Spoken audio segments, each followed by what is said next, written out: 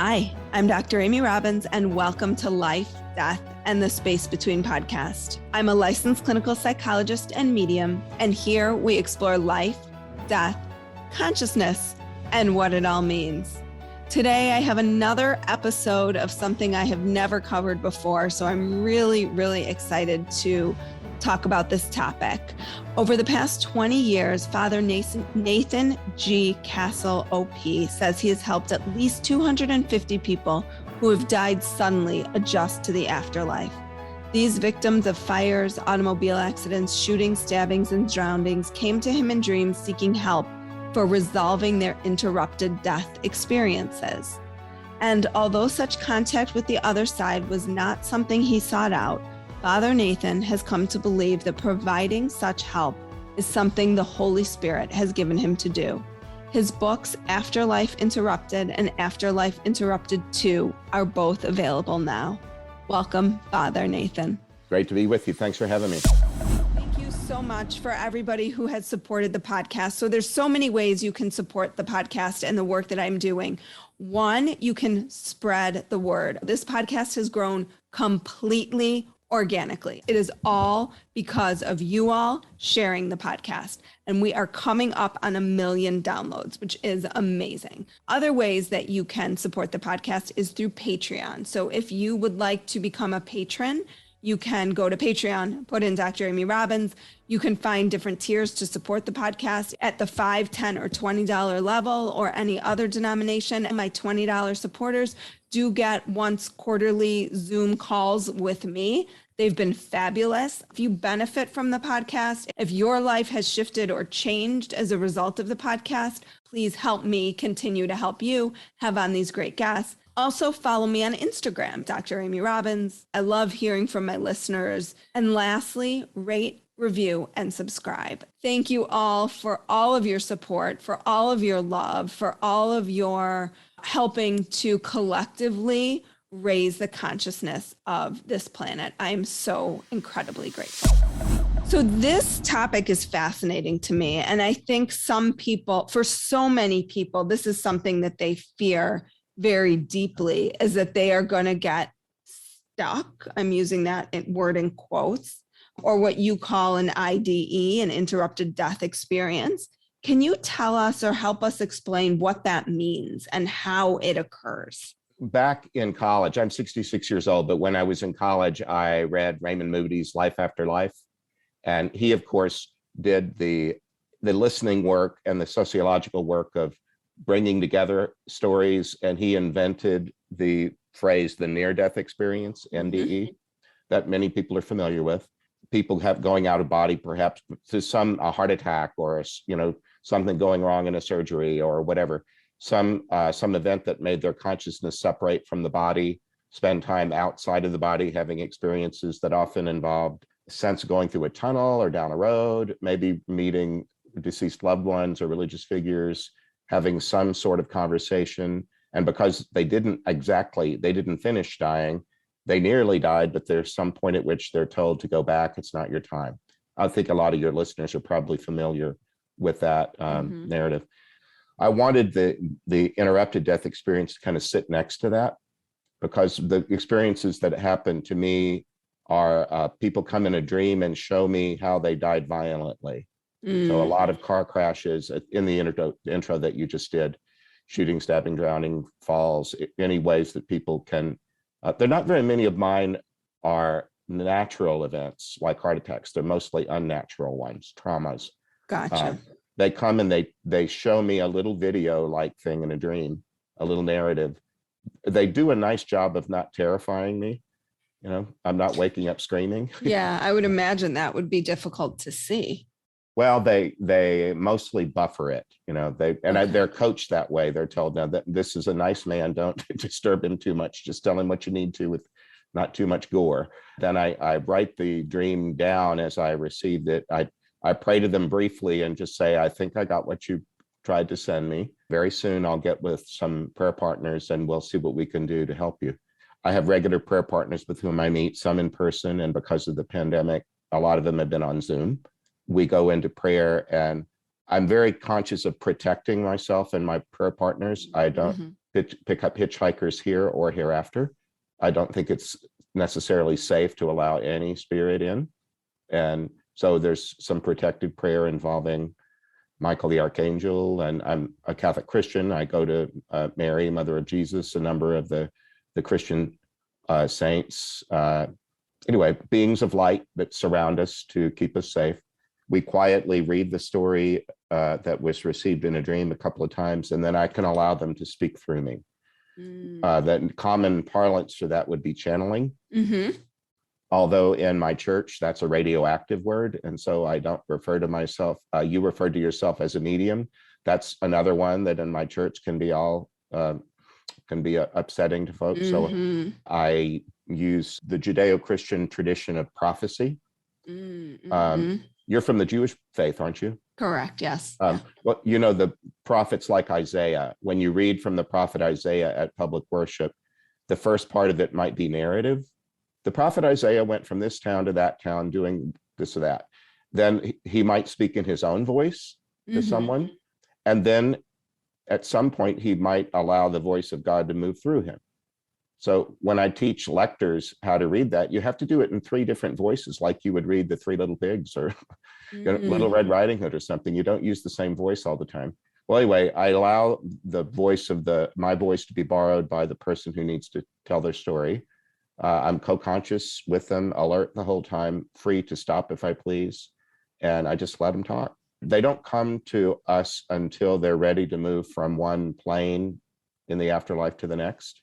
They've kind of finished a therapeutic process. They don't need to be at this level anymore because it's designed for healing, and they've healed to the point that they're now ready to kind of take on the adventure of the afterlife.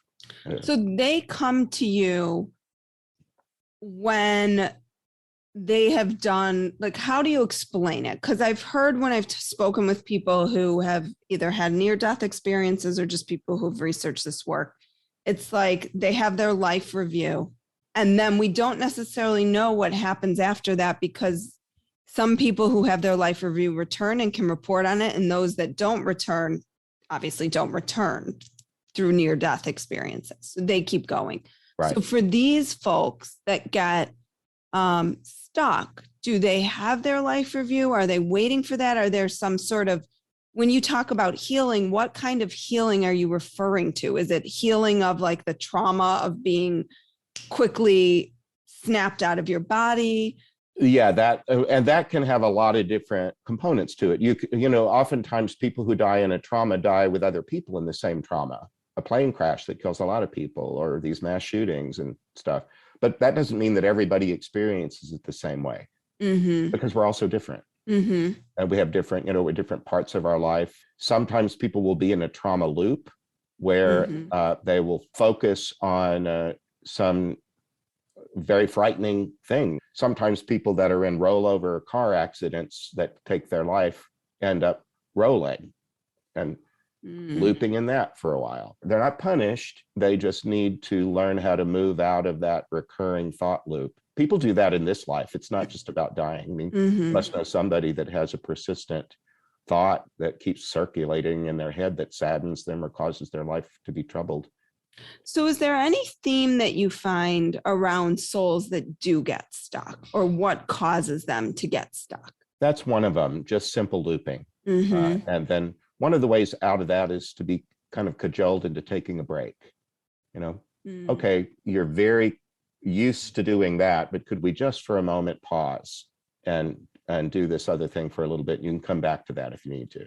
One thing that can be hard is people who die with young children left behind. I'm not a parent of children. My name is father, and I feel like I put the finishing touches on a lot of other people's kids. As a campus minister, I deal with 18 to 23-year-olds a lot.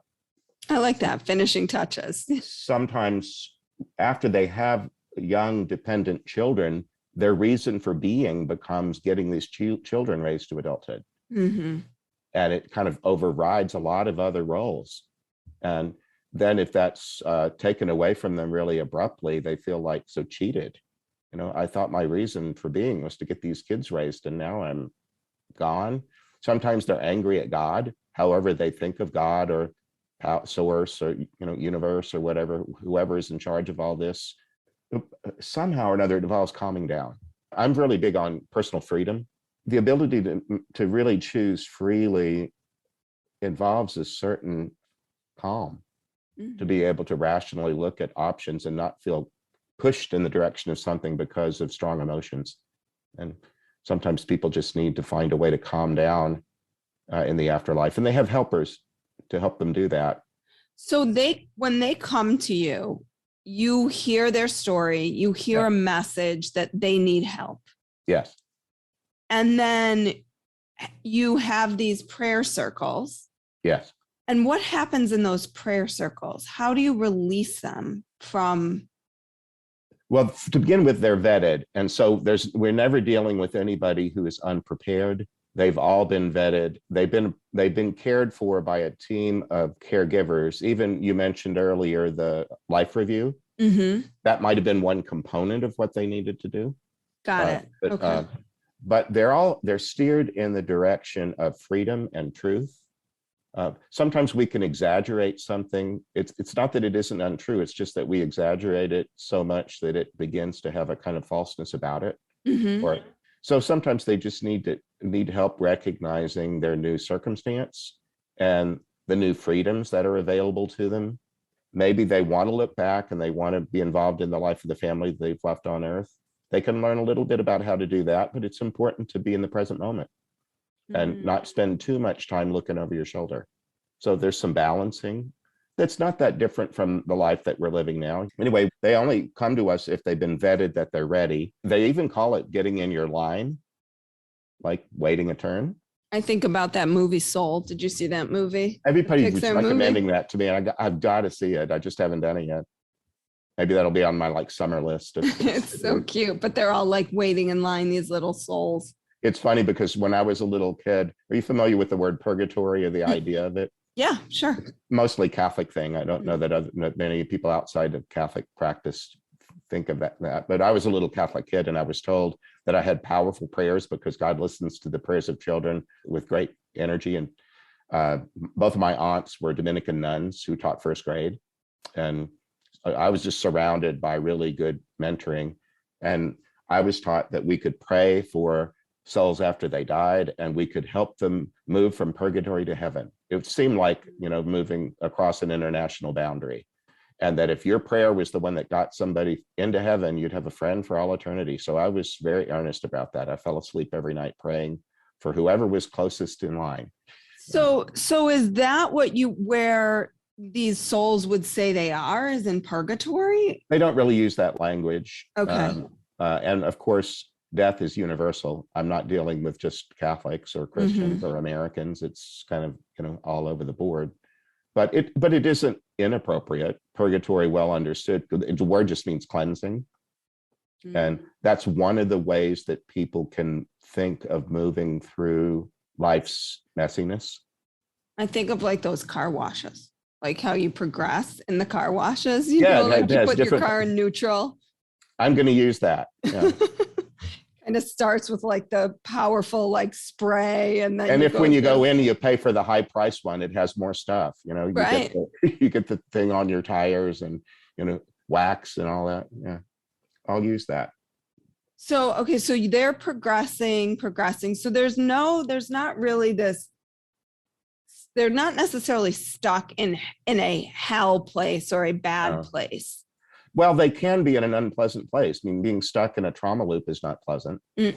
But the ones that are with them are trying to do what they can, respecting their process, trying to encourage them to move past it. They can also move at different paces, the way that a physical therapist might have one client who wants to do extra knee bends to get out of here, and the other one that just finds it too painful that wants to stop after 2 or 3. They probably in the course of a day have both. How do you know if your loved one is stuck? Would you know, or you just... I try to make the point in both of the books, please don't presume if you had a loved one who died in a sudden trauma that they are stuck. Okay. Don't make your grief worse by imagining that your loved one is now worse than ever. Because it sounds like stuck isn't necessarily bad. No, that's why we got rid of it in the title of the second book. There's not very many pleasant experiences being stuck, like stuck in traffic. Nobody really wants that. But it isn't horrible. But if you're listening to a great podcast, then maybe it's not that bad. Yours. Exactly. That's why they should listen to you. No, it's sometimes it just means that you needed to be in a place longer. And I think of it sometimes like a Montessori school, where not every kid has to sit up straight and open their book at the same time. And you're not made to feel that you're in the dumb kid reading group, that everybody moves at the pace that's appropriate to them. And we just happen to be on the receiving end of a lot of other good therapeutic work. We have a task, and it's really to get them moved from point A to point B. And we're pretty task oriented when we do this. You asked a little earlier what the process is. We get together and either on Zoom or in person, do the protective prayer. I read the story. We sit quietly. And I record these on an app on my phone. So we have an audio recording that I then get transcribed into a Word document. And the books are largely that. I do a light edit of them just to get rid of all the incomplete sentences and ums and ahs. I try to keep it in the voice of the person as they spoke. They do have to use my vocabulary. And one thing that happens often is that when they're moving through me, they'll use some phrase or idiom of mine that they've never used before. And they'll even remark about it. Oh, I've never used that phrase before, but it works. I know what it is. So we're co-conscious. It only takes us a little bit for the prayer partner to break the ice a little bit, chat up the way that you and I did at the beginning of the show. And then we get to work and say, how can we help you? I usually ask their guardian angel to help first. The idea of guardian angels isn't a uniquely Catholic or Christian thing. It belongs to Judaism. It belongs to Islam. Angels appear in the Asian religions as well. Or sometimes they're called spirit guides or beings of light or whatever, but I just use guardian angel. In our tradition, we believe that we came with one, that we arrived here on the earth with a guardian. They love us. They're here to serve us. You know, we arrive mortal, and that's a given. So you might think, you know, where were these guardians when they were in a car crash? You know, were they just not very good guards? Well, we're all mortal, and we're going to die one day of something. And some people are going to die sudden deaths, and the guardians are really not in charge of that. But they do the best they can to move us through every experience in our life that they're allowed to. So sometimes, for example, in the dream, I might have known that I was in a car crash, but I couldn't tell whether the gender of the driver was masculine or feminine. So I might ask about that. I might feel like I was in a country other than the US, which is a little uncommon. And so I might say, I felt like I was in South America. Is that right? The way that movies often orient us to time and space with fashions, music, or automobiles, the way that movies in the first couple of minutes kind of help us to acclimate to a time and place. Sometimes the dream does that really effectively, and other times it leaves me wondering something. Well, I know in the first book, the first person that you talk about, it was like in 1960 or something. When I was 4 years old. Yeah. But he oriented me to that story with fins on the back of the car. Oh my gosh. Okay.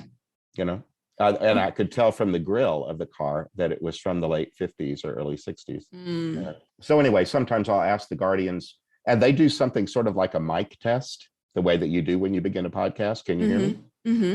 The person we're helping has probably never borrowed another human person's voice before. So they're doing something new. So the guardian will go first just to show them how easy it is. We're just testing the sound. Sometimes a dream will have a lot of people in it. These episodes don't always just involve one person. Sometimes souls will move in a group with a spokesperson. And so sometimes we ask for that clarity. Are we helping one or more than one? And oftentimes the angels will say, I don't know. Well, just wait and see how it goes. You know, where you're at least helping the one that I guard. And if anybody else comes along with us, we'll wait and see. And how do you know once you've assisted the soul to move forward? And then do you know where it goes? Like you say, to the afterlife. What? To a next level of it, I think. Okay. I think of it sort of like a radio band. You know, as you move up and down the dial, it's all waves, but they're not the same wave. There's some differentiation, distinction. You can only do so much on this level, but you've exhausted what it's capable of. But now you're really ready for the level above that, and we'd love to help you ascend. one thing that I've found sometimes is that when people have occurrences after the death of a loved one, apparitions of some kind or visitations, dreams, sometimes people interpret that as my loved one must be stuck because they keep showing up around the house. And I try to say, that's one possibility, but another could just be that they just love you and they just want to, they're learning how to let you know that. That doesn't mean that they got stuck at a low level, because when you ascend, you can still come back to the level below you. It's just things expand and grow. It doesn't mean that because you left this place, you can never come back. How does this work with your faith? In terms of, I know that in Christianity and Catholicism, like connecting with the dead is not something that is looked favorably upon. It is and it isn't, because both Judaism and Christianity both have a liturgical year, a cycle of holidays. And our biggest one is Easter, when we believe that Jesus is risen from the dead. And we don't just believe that's a private, happy event for him in history. We believe that what he's showing us is our nature, is that we're all intended to survive our deaths, and that we already are eternal. We're living in a temporal part of eternity. That's really a universal message. It doesn't have to be wrapped in exclusively religious language. Lots of people believe in the afterlife without necessarily being theists. There are people who believe that they'll survive their death that don't necessarily describe that in religious language. In my faith, there are plenty of examples of people. I was taught as a child to pray, to talk to the dead, to pray for the dead by Orthodox nuns and my parents in Catholic school and all of that. The other part of it, though, is about, sometimes it's called necromancy, talking to the dead in order to get information of some kind or have some sort of advantage over others or whatever. And I don't do that. I've been accused of it, but that's not what I'm doing. And one of the things that I don't do is seek out other people's loved ones. So it's only when they come to you. That's one of the ways I stay in my lane. I want to be a Catholic priest and not a former Catholic priest. And one of the things I do is respect the parameters as best I can of my religious family. And I only deal with those persons who have died who seek me. I don't go looking for them. The exception is people, I don't tell any of these stories in public without having gone back and asked permission of the person whose story it is. Okay. That just seemed respectful. And it doesn't seem like the right time when they're in the middle of making this important transition to say, oh, wait, before you go, I'm writing a book. And can I use, it's just not the right moment to ask that question. Right. And so, but when we did start asking those questions, I thought it would be very brief conversations because it's a yes or no question. May we use your story? I found that sometimes there were little follow-up stories that the person chose to share with us. You do counseling, do you not? Yeah, therapy. Yeah. Yeah, well, I'm a psychologist. Have you found that sometimes you develop a friendship with someone and then you have to navigate the ethics of that? Have you ever become friends with somebody that started first as a counselee? No, because the like boundaries around psychotherapy are so firm. It's very, I mean, of course there's the, like, I think that often there's sort of the fantasy, perhaps on the part both of myself and my patients, like what it would look like if we were not in this setting. Yes. To be able to, continue the relationship in a different way, or what would that look like? But I've yet to, it would only come on the heels of like terminating with someone for a long period of time. Sure. And you might be able to, you'd have to be very explicit about it. Exactly. Well, and very careful about how it would impact, the treatment or future treatment or whatever that would look like. Sure. And I've done pastoral counseling, but pastoring involves loving your people and them perhaps loving you back. But then, so the boundaries that I've had to deal with professionally might be looser than yours, but they still are there. Right. The reason I'm going into that is because I deal with so many of these people who have died, but some of them end up, you just love each other. and you are able to kind of stay in relation, even though your service has been rendered. They don't need me to do stuff any longer, but we've become friends in the course of it.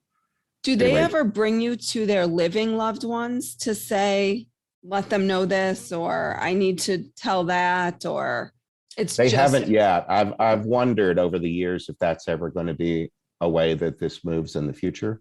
And as I become better known, because I've been trying to become better known by being on shows like yours, not for fame, because with it comes infamy. I mean, I have people that don't like what I'm doing at all. I have a vow of poverty, so it's not about money. It's really about a message that I think is joyful. I'm asked on a regular basis if I have proof, like death certificates or the kind of data that you could find on the internet. And to this point, mostly no. And I'm content with that because I feel like I'm providing a service. And I'm a follower of Christ, of God, and I don't just shoot out on my own doing what I feel like doing. I believe I'm following a lead. And so far I haven't been led to that kind of, contacting families and such, but that doesn't mean it couldn't happen if I felt like that was a way this grew. Mm-hmm. And this really feels for you like an extension of sort of your calling. It does. Earlier today, I got up and drove to a parish across Tucson and said Mass this morning. You're familiar with Ruah?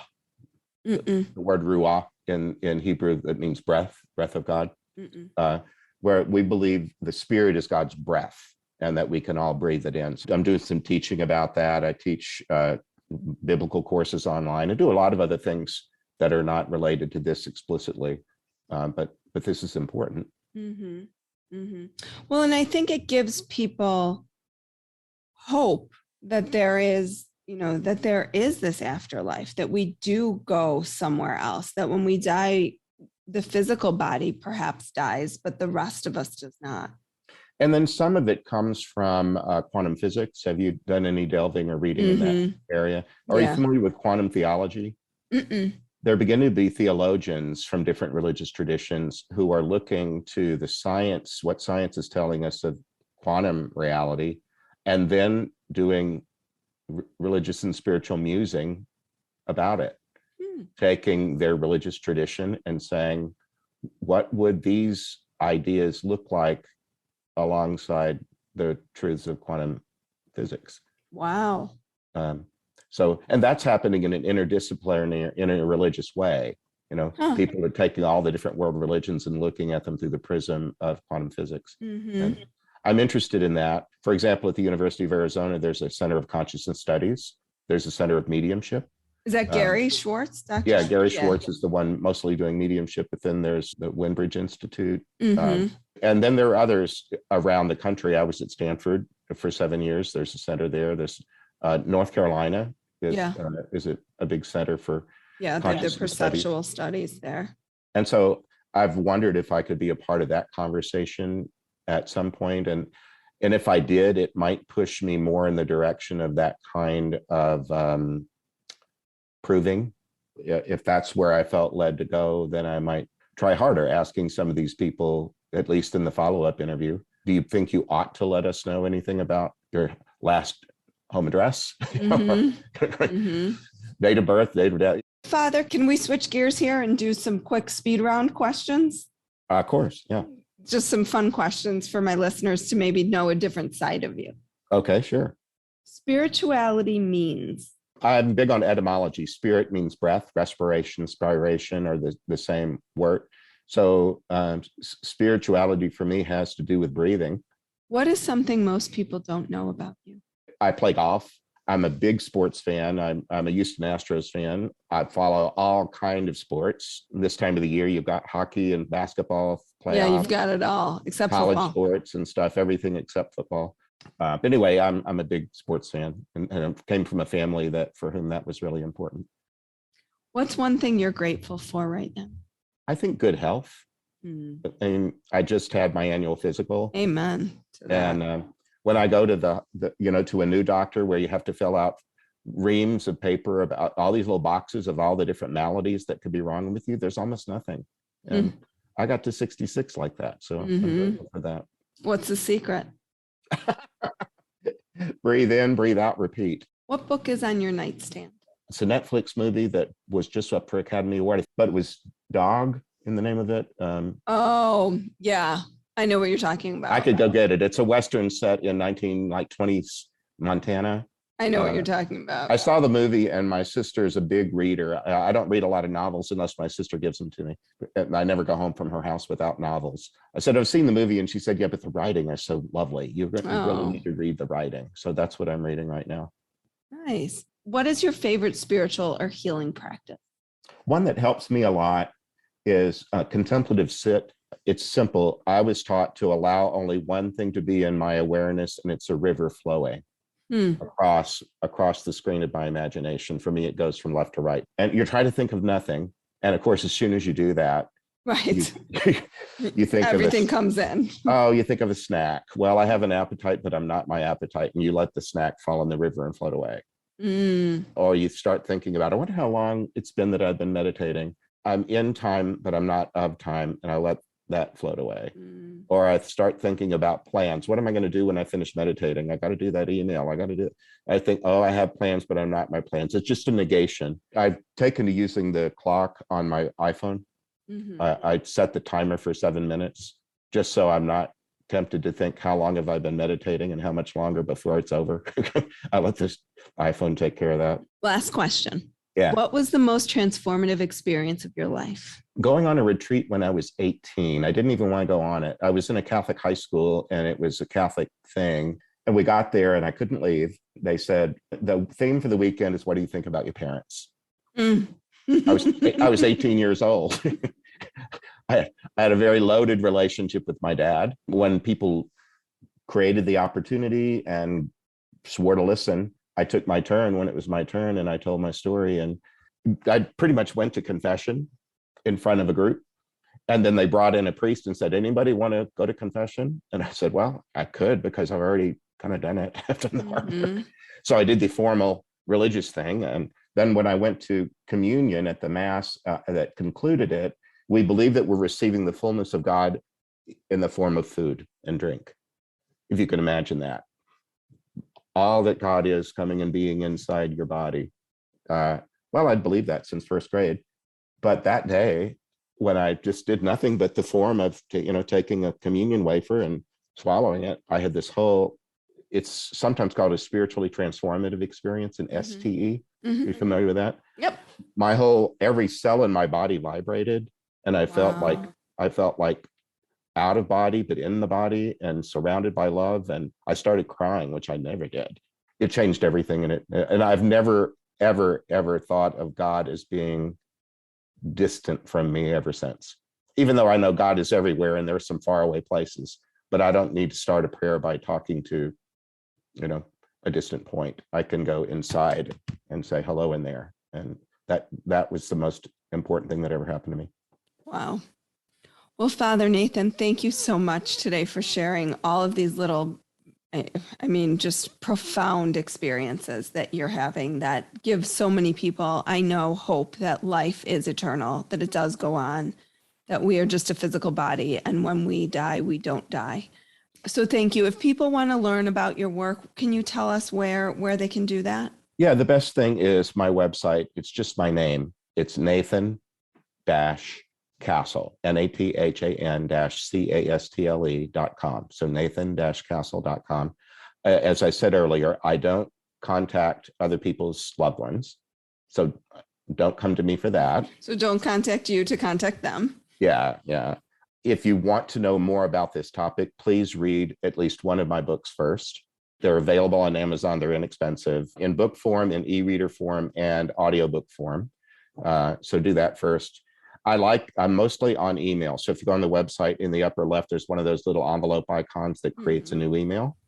That's the best way to contact me. Please don't use Facebook Messenger. I don't like it. Well, thank you, Father, for your time today and for sharing all of this. Well, thanks for doing what you're doing. You're bringing my message to the world, and all the other guests that you have on. you could be doing a lot of other things, but you're doing this. So thanks for doing that. Absolutely. Yeah, I think we're on a similar journey. We've both, it sounds like, you said 25 years. I've been dabbling in this for about 20 years, and only in the past 5 years have really put it out there. So I feel you where that's concerned. So well, maybe we meet in person one day. I'd enjoy that. I would love that. Next time I'm out in Arizona, which will hopefully be next winter at some point. All right. Yeah. Look me up. Thank you so much for your time today. Like what you heard today and want to hear more? Wondering what comes next and what it all means? Head over to Apple Podcast, Spotify, Stitcher, Google Play, or anywhere you get your podcasts and hit subscribe. Also, if you could take a minute to rate and review my podcast, I would really appreciate it. Stay tuned as we continue to explore life, death, and the space between.